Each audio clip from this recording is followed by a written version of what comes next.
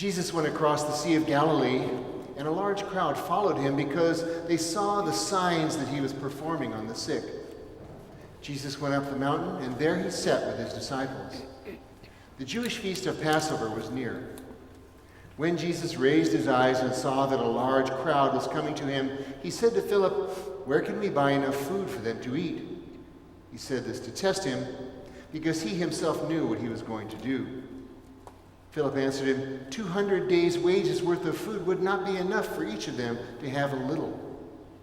One of his disciples, Andrew, the brother of Simon Peter, said to him, "There is a boy here who has 5 barley loaves and 2 fish, but what good are these for so many?" Jesus said, "Have the people recline." Now there was a great deal of grass in that place, so the men reclined, about 5,000 in number.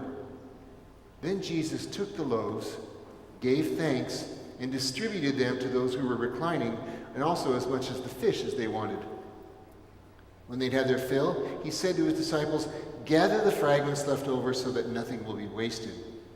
So they collected them and filled 12 wicker baskets with fragments from the 5 barley loaves that had been more than they could eat.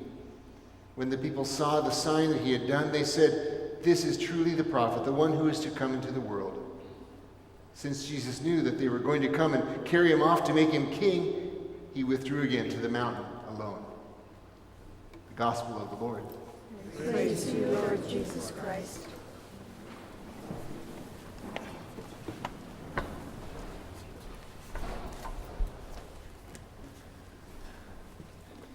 Many of you know that back in May, I had a heart surgery to correct a cardiac rhythm problem that I've had for years. The procedure was absolutely incredible, although I don't remember much. For me, it only lasted a second. In reality, it was 6 hours. I think it was harder on my wife and daughter. But my trust in our loving God and my faith in my doctor's capability was very strong. And the results, in my mind, have been very nearly miraculous.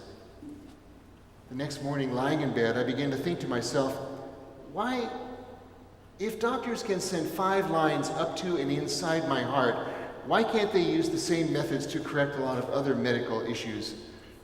I don't know, they probably do. But my thinking reminded me of all the times that we let self-imposed doubt overwhelm our thinking.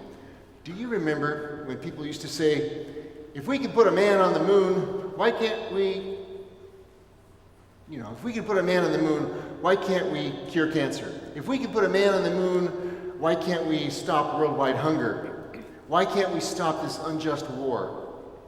It was as if we were searching for ways to top the Apollo 11 mission, but didn't know what direction to take. The problem with this seemingly incapability to perform miracles in our time, and the comparison to the lunar landing was, and still is, that we're hung up on the word can't. Who allowed the miracle of the first man on the moon to occur? God did. Who made it happen? NASA, JPL. Who allowed that my surgery would have a successful outcome? God did. Who made it happen? My cardiac team did. See, our problem was, and still is, that we're too often guilty of waiting for miracles to take place instead of asking God for the strength and the means to perform them ourselves. The story of the multiplication of the loaves in today's gospel reading tells about an almost unbelievable miracle.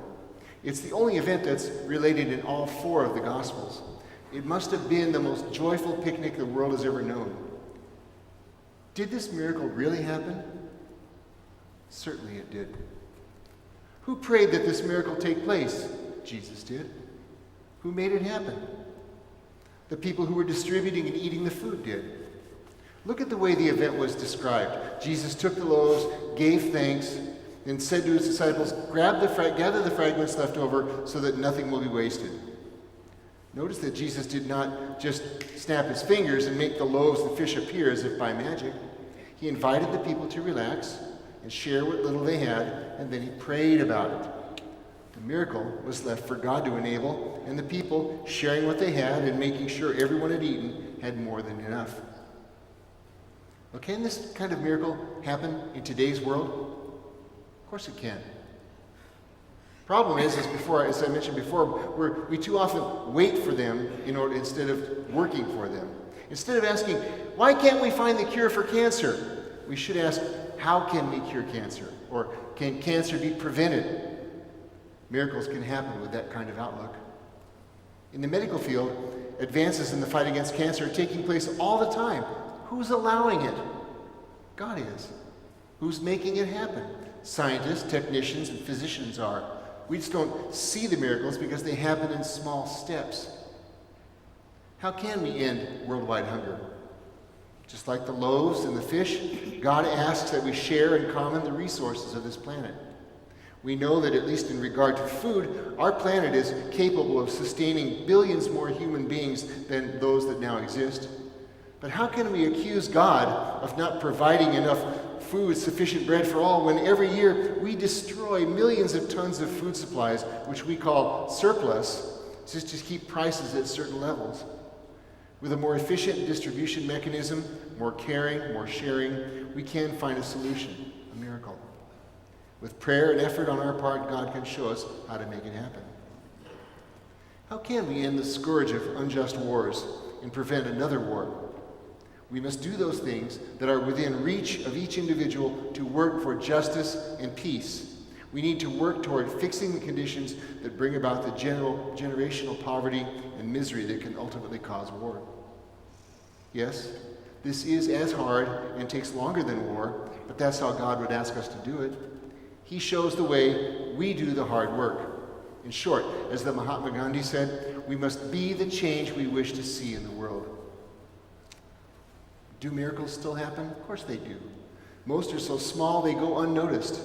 The key is for us to look for potential and opportunity for a miracle to take place. Then, after we place it before God, we work to make it happen. And it will.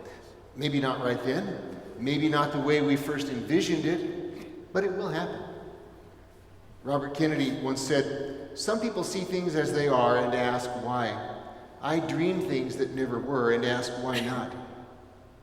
Well, it's time for us to dream again. Time for us to ask God to show us how to use our graces and our gifts and our resources to make miracles happen. Who will provide for it? God will. Who can make it take place? You and I must. Because the task ahead of us is never as great as the power behind us.